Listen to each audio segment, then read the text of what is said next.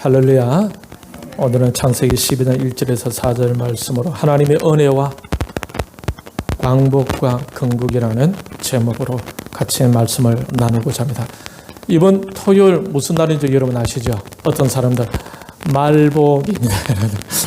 이 말복도 맞고 광복절. 그래서 오늘 말씀을 이 중심으로 같이 생각해 보기를 원합니다. 오늘 본문에 하나님께서 75세가 된 아브라함을 부르시고 하나님께서 보여주실 땅으로 가라고 말씀하십니다. 하나님이 택하신 그 사람에게 땅을 약속하신 것입니다.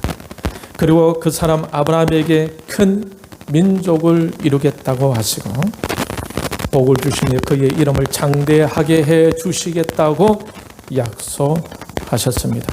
그리고 그를 복이 될 것이라고 말씀하고 있습니다. 여러분, 이 당시에 아브라함에게는 하나님에 대한 구체적인 지식이 없을 때였습니다. 그가 이 말씀을 받기 전에는 우상을 만들며 생활을 유지해 오던 아버지를 따라 갈대아 우르를 떠나 하나님의 이끄심을 따라 그저 가고 있었을 뿐이었습니다. 아브라함을 이끄시는 아버지는 이미 하란에서 돌아가셨고 이제 아브라함은 어디로 가야 할지를 전혀 알지 못할 때였습니다. 하나님에 대한 지식과 믿음이 전혀 없을 때였던 것입니다. 그때 하나님께서 아브라함에게 찾아오셨고 무엇을 주셨습니까? 말씀을 주셨죠. 믿음 없는 그에게 말씀을 주셨어요. 약속의 말씀을 주셨습니다. 그 약속은 어떤 말씀이었습니까? 땅을 주시겠다는 것이고 큰 민족이 되게 하겠다는 말씀이고 복이 되게 하겠다는 말씀입니다. 오늘 이 시간 저와 여러분 하나님께서 저희들을 찾아오셨고 불러주셨는데 이 약속의 말씀이 여러분에게도 해당되는 줄 믿습니다. 할렐루야. 하나님에 대한 어떤 지식도 믿음도 없었을 때에 하나님은 그를 찾아주셨고 아브라함은 하나님으로부터 그 말씀을 받았다는 것입니다. 그런데 그 결과는 어떻게 되었습니까? 하나님의 약속대로 그대로 이루어지게 되었습니다. 땅을 얻었습니다. 큰 민족이 되었습니다. 그를 통하여 하나님의 복이 흐르게 되었습니다. 그러므로 하나님의 말씀을 한기로 흘려보내지 않고 그 말씀을 마음에 담겨지는 사람이 복이 있는 사람이죠. 말씀이 마음에 담겨지는 사람이 바로 믿음의 사람이 되는 것입니다. 그 말씀을 붙들고 나아갈 때에 믿음의 역사를 경험하게 됩니다. 하나님께서 아브라함에게 주셨던 그 복을 동일하게 누리게 되는 것입니다. 그러므로 오늘 이 시간 말씀을 통하여 하나님의 말씀이 여러분에게 담겨지는 은혜가 있기를 바랍니다. 우리는 원래 허물과 죄로 죽어 지옥으로 가야 할 존재들이었기 때문에 우리 스스로에게서는 이 하나님의 말씀을 담을 능력이 없을 뿐만 아니라 이 말씀을 선택할 자격도 없는 사람입니다. 그렇지만 하나님의 은혜로 말씀이 여러분에게 담겨질 수 있습니다. 그러한 은혜가 여러분에게 있기를 바랍니다. 할렐루야. 여러분의 마음 상태가 어떠하든지 간에 상관이 없습니다. 여러분의 믿음이 있든지 없든지 여러분이 기도를 많이 하든지 안 하든지 상관없습니다. 하늘 앞에 면목 없어 하는 그 마음도 괜찮습니다. 여러분의 마음 상태가 어떤 상태이든지 간에 오늘 이 시간에 하나님의 말씀이 한 말씀이라도 여러분 마음에 담겨지게 된다면 그것이 바로 하나님의 은혜요. 장차 하나님이 주실 복을 누리게 될 줄 믿는 것입니다. 그러니 겸허히 하나님의 말씀을 받아들이게 되는 사람이 복된 사람인 거죠. 아브라함이 죽고 그 후손들이 하나님께서 약속하신 땅에 들어가게 되었던 것처럼 여러분이 죽은 후에라도 여러분의 후손들이 하나님께서 약속하신 땅에 들어가게 될 줄 믿으시길 바랍니다. 그러면 이 시간 중요한 것은 내가 기도를 많이 하니 안 하니, 내가 믿음이 좋니 안 좋느니, 내가 돈을 많이 가졌니 안 가졌느니, 내가 학벌이 좋으니 안 좋으니, 이것이 문제가 아니라 하나님의 말씀이 내 마음속에 담겨지느냐 안 지느냐, 이것이 중요한 거예요. 하나님 말씀이 내 마음속에 새겨지느냐 안 새겨지느냐, 이것이 중요한 것입니다. 여러분, 하나님 말씀이 내 마음에 담겨지게 된다면 하나님의 은혜와 복이 그곳에 흐르게 된다라는 것입니다. 지금 어렵고 힘든 시기를 보내고 있다 하더라도 이 약속의 말씀을 붙들고 기도하고 순종하며 나아갈 수 있기를 바랍니다. 그러면 하나님의 복이 이루어짐을 믿습니다. 그러면 하나님께서 약속하신 땅을 유업으로 받게 될 줄 믿습니다. 큰 민족을 이루고 여러분의 믿음이 창대하게 되면서 복의 근원이 될 줄 믿습니다. 이 대한민국도 그와 같은 하나님의 은혜로 세워진 나라입니다. 여러분, 8월 15일 여러분 잘 알듯이 바로 광복절, 35년의 일제치하에서 해방되던 날이었습니다. 또 어떤 날입니까? 이 대한민국이 건국되던 날입니다. 해방 후 3년 뒤에 대한제국의 백성들이 다시 머물 수 있는 나라를 되찾게 된 날입니다. 해방한 직후 북한에는 소련이, 남한에는 미국이 신탁 통치하던 시절이 있었습니다. 그때는 온전한 우리의 나라라고 할 수가 없습니다. 1948년 8월 15일이 되면서 비로소 유엔에서 공식적으로 인정하는 대한민국, 자유대한민국이라는 국가가 탄생하게 되었던 것입니다. 그런데 여러분, 이 날이 쉽게 우리에게 주어진 것이 아니었습니다. 우리나라 백성들의 힘으로 전쟁에서 싸워 이겨서 얻은 그런 것도 아니었습니다. 이 나라가 이렇게 건국된 것은 하나님의 특별한 은혜였다고 말하지 않을 수가 없는 것입니다. 믿는 신자로서 볼 때에 대한민국 광복, 건국은 그야말로 하나님의 은혜였다라는 것입니다. 세계의 많은 나라들이 다른 나라의 지배를 받기도 했습니다. 베트남은 프랑스로부터 100년 통치를 받았습니다. 미얀마는 영국으로부터 100년 통치를 받았습니다. 라오스, 캄보디아는 프랑스로부터 100년 통치를 받았습니다. 인도는 영국으로부터 250년 통치를 받았어요. 필리핀은 스페인으로부터 330년 통치를 받았습니다. 말레이시아는 포르투갈, 네덜란드, 영국의 400년의 통치를 받았습니다. 인도네시아는 포르투갈로부터 100년, 네덜란드에는 300년 통치를 받았어요. 여러분, 이스라엘은 바벨론의 70년 통치를 받았지요. 우리 조선은 일본의 35년간 통치를 받았습니다.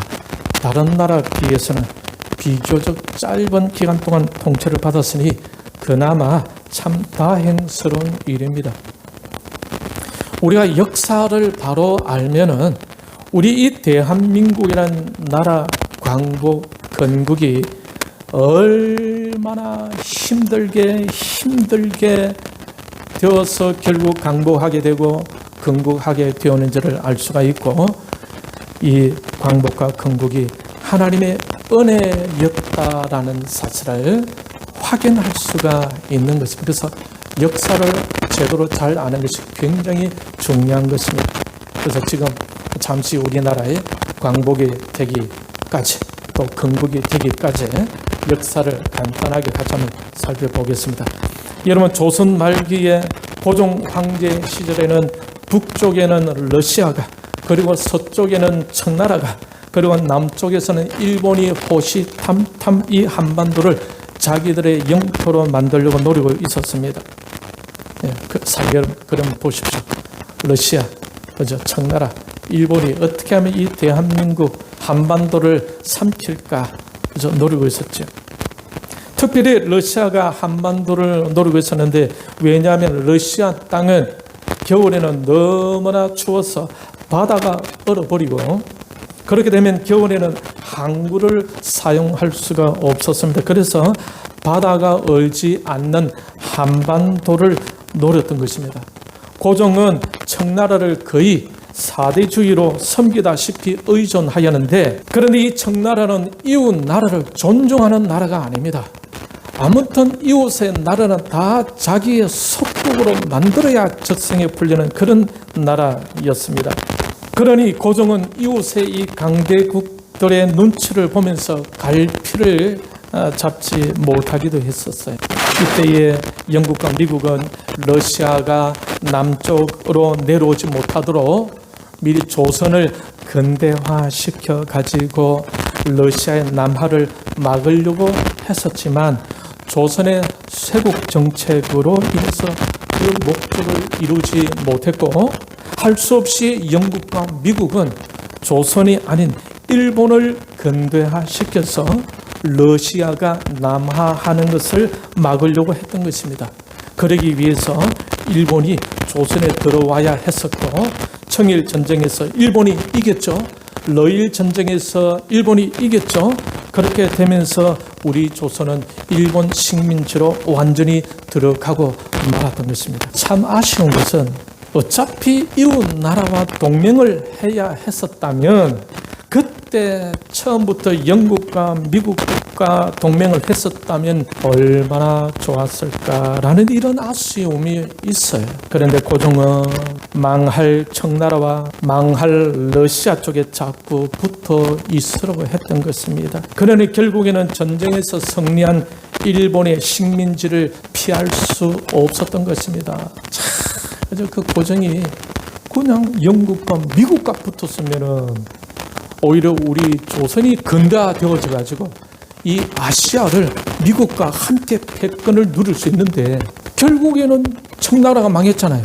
결국에는 러시아 망했잖아요. 하나님, 왕이라는 존재가 나라가 망하지 않을 쪽으로 이렇게 생각을 기울이는데, 이 고종은 망할 쪽으로만 생각을 기울인 거예요. 이런 지도자를 만나니까 이 조선이 망하게 되었던 것입니다. 그러니 지도자는 항상 교회 지도자, 나라의 지도자, 가정의 지도자는 마찬가지입니다. 어떻게 하면 이 가정이, 어떻게 하면 이 교회가, 어떻게 하면 이 나라가 하나님 뜻 가운데서 번성할 것인가, 크게 택할 줄 알아야 되는데, 어리석게 고종은 망할 쪽으로만 자꾸 신경을 쓰는 거예요. 참 안타까운 일입니다. 참 안타까운 일이에요. 여러분은 자꾸 망할 쪽으로만 택하지 마시길 바랍니다. 할렐루야. 하나님의 뜻을 따라서 움직이게 됩니다. 그런데 여러분, 그때 영국과 미국은 어떤 나라입니까?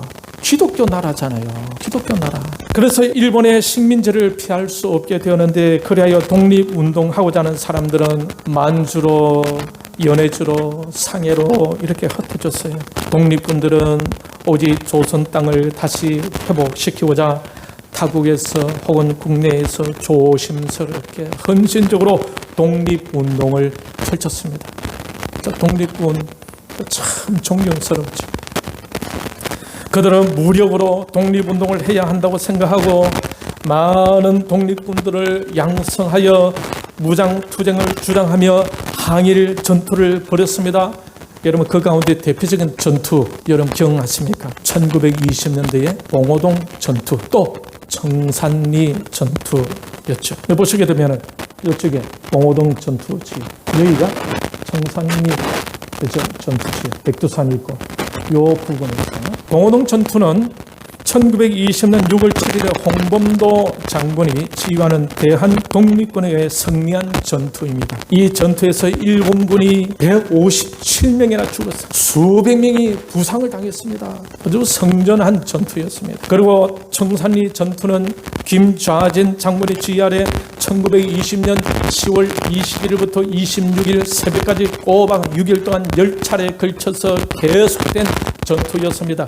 이때 일본군 전사자가 몇 명인 줄 아십니까? 1200명, 부상자는 2100명이나 되었습니다. 그런데 우리 독립군 경우는 전사자가 몇 명 됐을까요? 고작 60명, 부상자는 90명 정도로 독립군이 대승을 거두게 되었습니다. 그러니까 우리 독립군들이 얼마나 기분 좋았겠습니까?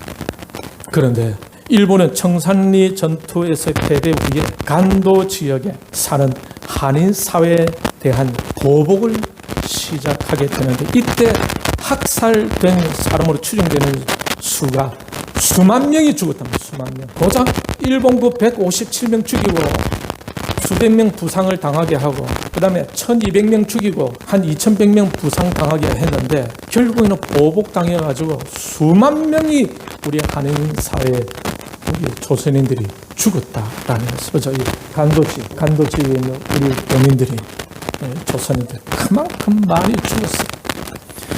그래서 이때 독립군들이 일본을 피해서 어디로 갔냐면 연해주, 블라디보스토크, 연해주 쪽으로, 여기서 독립하는 운동하던 사람들이, 독립군들이 연해주로 다 도망을 가게 되었습니다.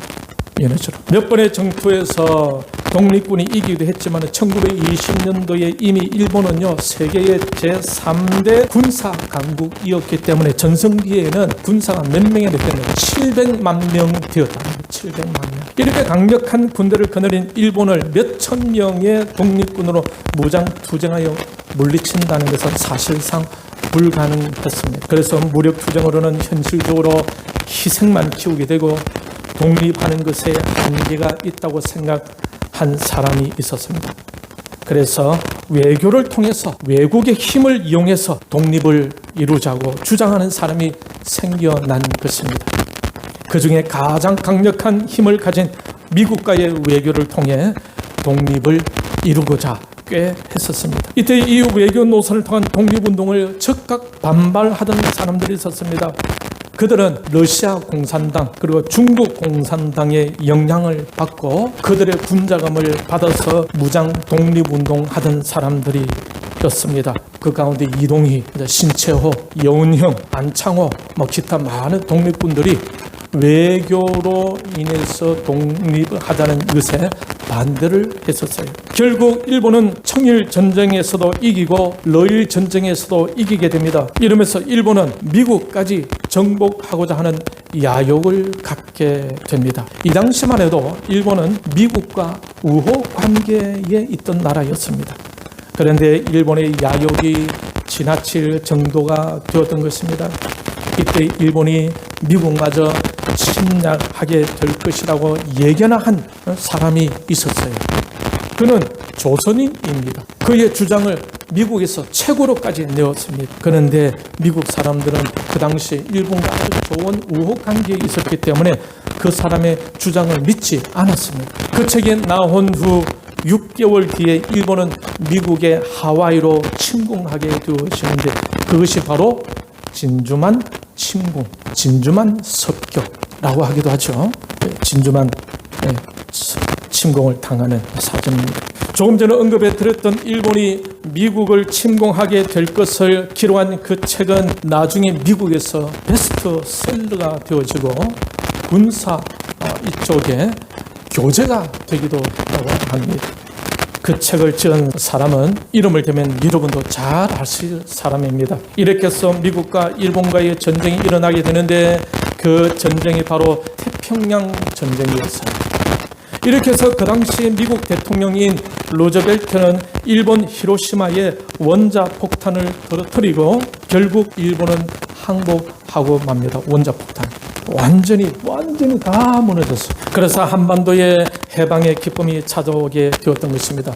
독립군들의 무장투쟁으로서는 그 강력한 일본군을 무찌른다는 것은 거의 불가능한 일이었는데, 미국의 원자폭탄이 일본을 항복하게 하였고, 그로 인해 조선의 왕복이 찾아오게 된 것입니다. 이처럼 이 한반도의 강복도 우리 힘으로 된 것이 아니라 외부의 힘으로 주어지게 되었던 것입니다. 신자인 우리에게는 그 광복은 하나님의 은혜라고 하지 않을 수 없는 것입니다. 우리에게는 조금 자존심 상할 수 있는 그런 일이겠지만은, 이 나라의 광복은 우리 힘으로 된 것이 아니라는 것이 사실이라는 것입니다. 그래서 하나님의 은혜로 되어졌다 하나님의 은혜로 되어졌다라는 것입니다. 광복은 되었지만은 이 한반도에는 좌우 대립이 매우 심했습니다. 그 당시에는 백성들의 70% 80%가 사회주의 공산주의를 좋아했다고 합니다.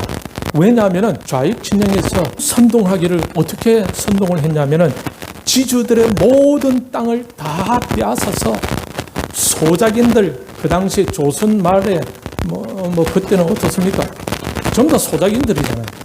한 10% 정도가 다 지주들이고 나머지는 지주들에 의해서 소작농으로 살아가던 사람들인데 그 지주들의 땅을 다 빼앗아서 골고루 나눠준다고 하니까 백성들이 야 이제야 우리 땅을 가질 수 있겠구나, 내 땅을 가질 수 있겠구나, 야 그런 세상이 오다니.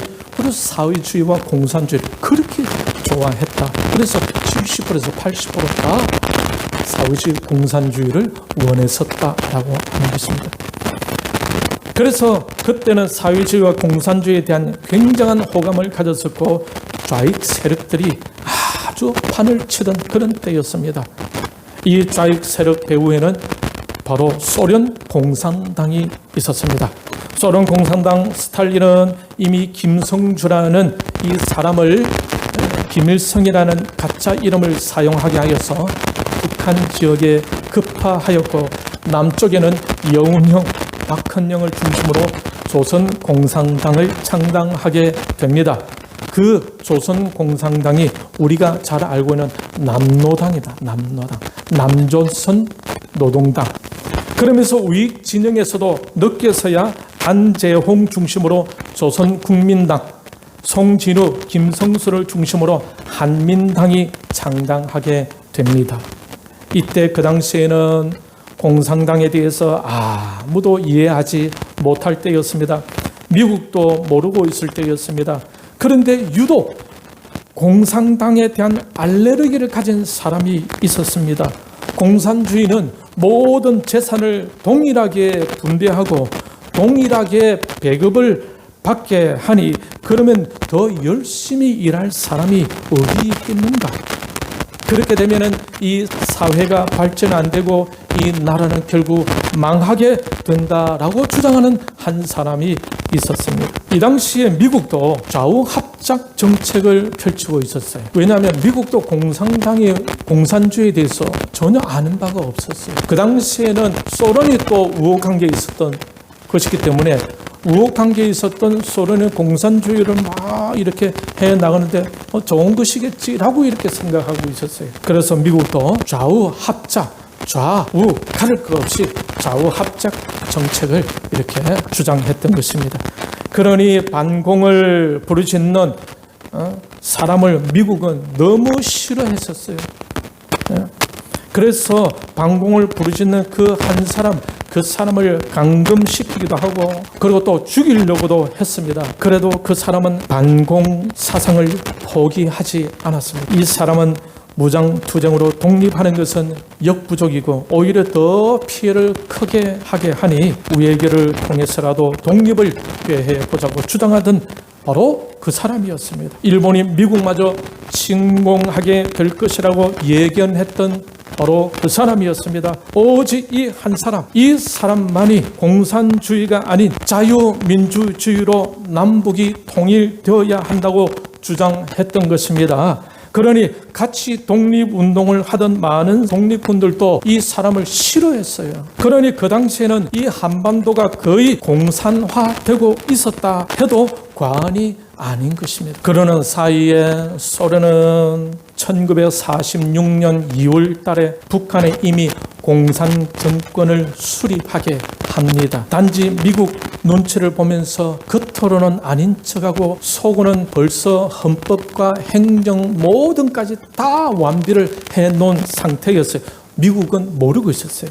이때도 미국은 좌우합작으로 한반도를 통일하게 한다는 정책을 주장하고 있던 그런 때였습니다. 만약에 미국 말대로 좌우합작으로 통일이 되었다면 남한도 공산화될 수밖에 없는 그러한 위험한 상황에 있었습니다. 그런데 1917년에 시작된 소련의 볼셰비키 혁명 이후에 공산주의는 유럽을 야금야금 공산화시켜가고 있었던 것입니다. 처음에는 좌우 합작으로 좌익 우익 그럴 것 어디 있나, 그냥 하나 되게 해가지고 이 나라를 이루자라고 해서 시작했는데 어느 순간부터 우익 인사들이 교통사고 나서 죽고 암살당해서 죽고 뭐 이렇게 되어지면서 결국에는 소련 공산당만 딱 남게 되는 것이었어요. 이것을 미국에서 보게 되었던 것입니다.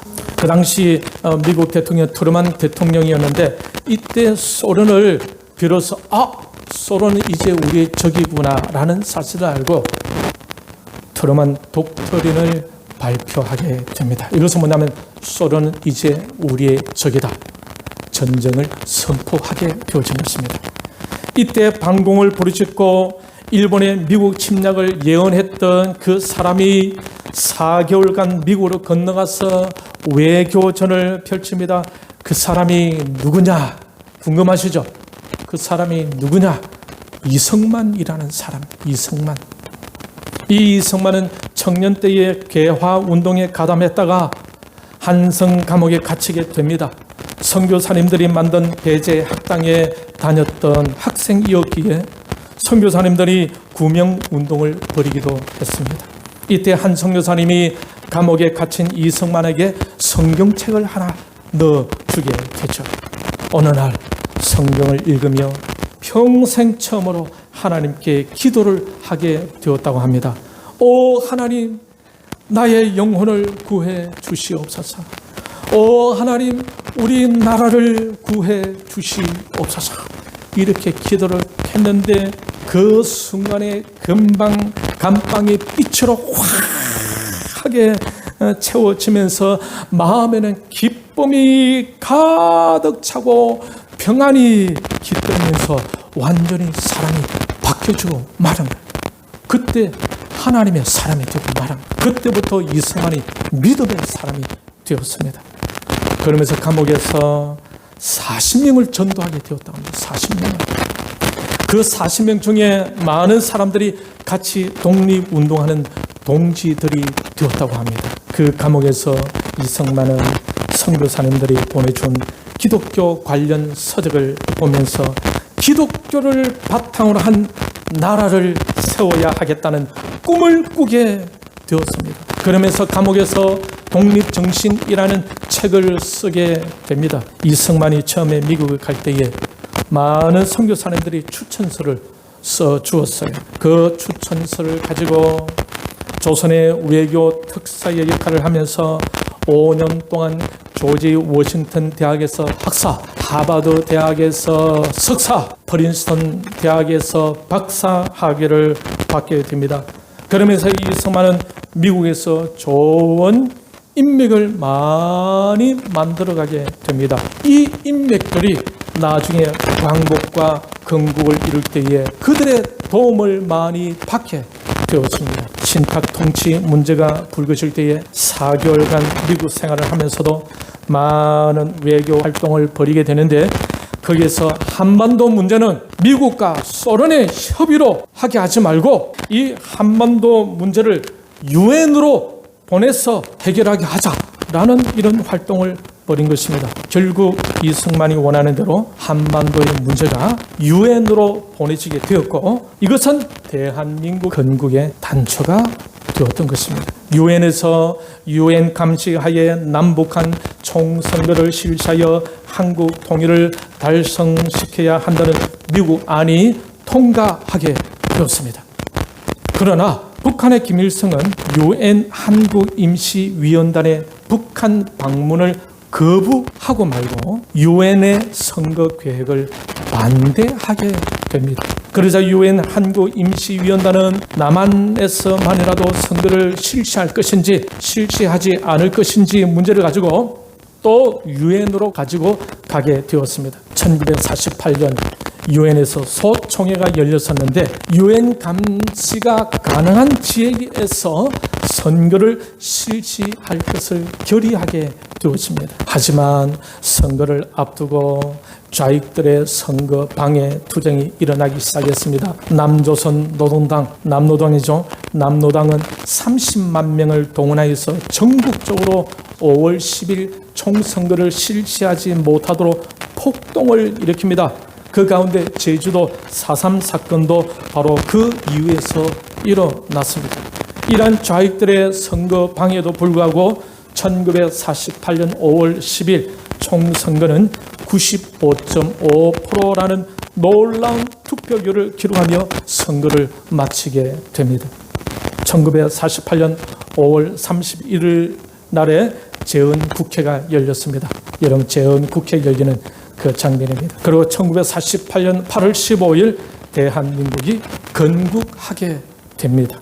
이 대한민국이 건국되기까지는 얼마나 험난한 길을 걸었는지 모릅니다. 이 나라 스스로 힘으로 건국하려고 했다면 아마 남한도 벌써 공산화되고 말았을 것입니다. 미국이 원하는 대로 좌우 합작으로 통일이 되었더라도 아마 베트남처럼 공산화되고 말았을 것입니다. 대한민국의 건국 문제를 미국으로 하여금 유엔 총회에 상정하게 하지 못했다면 아마 대한민국은 자유민주주의 국가로 건국되지 못하였을 것입니다. 그 과정을 보게 되면 믿음의 사람, 나라를 위해 하나님께 기도하였던 이승만의 외교의 역할이 막중했음을 알게 됩니다. 만약 우리 대한민국이 북한에 종속되어 공산화되었다면 어떻게 되었을까요?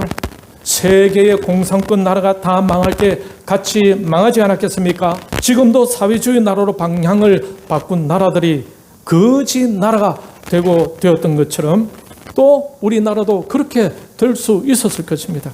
아니면 북한의 독재 체제 아래서 모진 고초를 당하고 있을 것입니다. 이렇게 이 나라가 선교사를 보내고 구제할 수 있는 나라가 되는 데 있어서 이 대한민국 땅이 자유의 땅으로 시작하게 된 것은 무력 투쟁이 아닌 바로 하나님의 은혜였다라는 사실입니다. 역사적으로 살펴볼 때에 이처럼 하나님의 은혜가 흐르고 있었던 그 믿음의 사람의 역할은 대단히 중요했던 것입니다. 하나님께서 아브라함을 찾으시고 땅과 민족과 복에 대한 약속의 말씀을 주시고 그것들이 다 이루어진 것처럼 나라 안팎으로 혼란할 때에 한성 감옥이라는 곳에서 말씀을 보다가 기도를 하다가 하나님을 체험하고 이 나라를 구해달라고 하면서 기독교 국가를 꿈꾸었던 그 믿음의 사람 이승만의 역할은 신자인 우리가 볼 때에 그 역할은 너무나 탁월한 것이었음을 인정하지 않을 수 없고 혼란한 시국에 한성 감옥에 갇혀있던 이승만을 찾아 불러서 세우시고 이끄셨던 그 하나님께 감사하지 않을 수 없는 것입니다. 하나님은 이스라엘 백성들이 애굽에서 종살이할 때에 모세를 통해 그 민족을 구해내셨던 것처럼 하나님께서 이 나라를 이렇게 선교하는 나라가 되게 하기 위해서 공산주의에 대해 어느 누구도 인식하지 못할 때 하나님께서 말씀과 기도 중에 기독교 국가를 꿈꾸게 하셨던 그 믿음의 사람 이승만의 기도에 하나님께서 응답해 주셔서 이 대한민국이 불가능한 상황 속에서도 건국하게 되었음을 신자로서는 부인할 수가 없는 것입니다. 이 대한민국의 건국은 많은 독립군들의 노력도 있었지만 바로 믿음의 사람 이승만으로 인해 어렵게 힘든 고비를 넘기면서 세계에서 알아주는 나라로 우뚝 서게 하는 기초가 되었음을 역사를 통해 보면은 알게 됩니다. 그러니 대한민국 건국을 기념하는 날을 맞이하여 이 나라의 건국은 하나님의 은혜와 무관하지 않았음을 분명히 확인할 수 있어야 할 것입니다. 북한의 김일성은 기독교 집안이었던 친가와 외가의 신앙을 다 버리고 자신을 신으로 세우고 나라를 지금처럼 다 망하게 하였습니다. 그 밑에 사는 백성들은 노예처럼 죽어도 괜찮은 그런 나라가 되었습니다. 그러나 유교 집안에서 태어난 이승만은 감옥에서 하나님을 만나고 기독교 국가를 꿈꾸며 한평생 몸바쳐 이 자유 대한민국을 건국하는 일에 쓰임 받게 되었던 것입니다. 그 믿음의 사람과 동행하신 하나님, 그 하나님의 은혜 가운데서 자유민주주의 대한민국에서 태어나 살고 있는 것이 바로 복이 아니겠습니까? 그러므로 대한민국 건국은 하나님의 역사였다라고 말할 수 있는 것입니다. 대한민국의 건국은 하나님의 은혜였다라는 것입니다. 그리고 이 대한민국이 지속적으로 번영 발전하여 선교 한국, 통일 한국, 선진 한국을 이루어가는 데 있어서 믿음의 선조들처럼 믿음의 사람들의 역할이 꼭 필요하다는 사실을 잊지 마시길 바랍니다. 이번 통일부 장관 청문회 때에 후보로 나왔던 이인영 씨는 대한민국의 건국의 아버지가 김구였었다면 좋았을 것이다 라고 이렇게 말을 했습니다. 그런데 여러분, 그 김구 선생님은 당시의 세계 정세를 전혀 알지 못했던 사람입니다. 순수하신 분이 순수한 민족 통일만을 꿈꾸면서 북한으로 올라가 김일성을 만나서 어떻게 해보려고 하다가 결국에는 이승만의 자유민주주의로 인한 통일을 반대했던 사람이 김구였어요. 그의 독립운동 활동은 훌륭했으나 이 자유 대한민국을 건국하는 것에는 결정적으로 반대했던 사람이 김구 선생님입니다. 이제 우리는 이 대한민국 건국을 이루어 세계의 어떤 가는 국가로 한 단계 더 업그레이드 시켜갈 때입니다. 이 나라를 통한 하나님의 선교 한국을 이루어드려야 하는 이 시점에 와 있는 것입니다. 불행하게도 지금 이 시대는 교회가 핍박받는 시대가 되었습니다. 그러나 믿음의 사람 이승만을 통해서 하나님께서 이 자유 대한민국을 이루셨던 것처럼 믿음의 사람 이 자리에 함께한 저와 여러분을 통해 이 나라의 미래가 하나님 안에서 더 큰 번영을 이룰 수 있기를 바랍니다. 미래의 그 풍성한 자유 대한민국에서 우리의 자녀들이 누리며 그 번영이 세계 평화를 위해 쓰임을 받고 주님 오심을 준비하는 제2의 건국을 이룰 수 있기를 간절히 바랍니다. 그래서 여러분, 이 대한민국의 미래를 위해서 많이 기도하시길 바랍니다. 믿음의 사람들을 통해 교회를 지키고 믿음의 사람들을 통해 이 나라를 지키고 이끌어 오신 그 하나님께서 이 시간 저와 여러분과 함께 하시기를 축원합니다. 저와 여러분을 사용하시기를 축원합니다.